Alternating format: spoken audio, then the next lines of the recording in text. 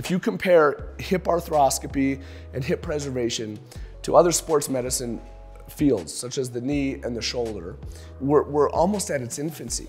It's funny when you think about it. If you had a labral tear in 1990, you were told to live with it or quit your sport. But there's no good way to fix it unless we do a huge open procedure with a lot of risk, with a lot of morbidity.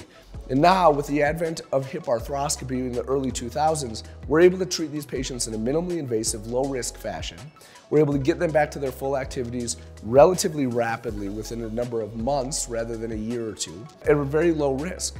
And so when you take all of that together and you combine it into optimizing outcomes, our goal was to build a center, an international center of excellence for hip preservation, where you can come with your family member or yourself and trust that we're going to take great care of you and treat you like you were one of our family members.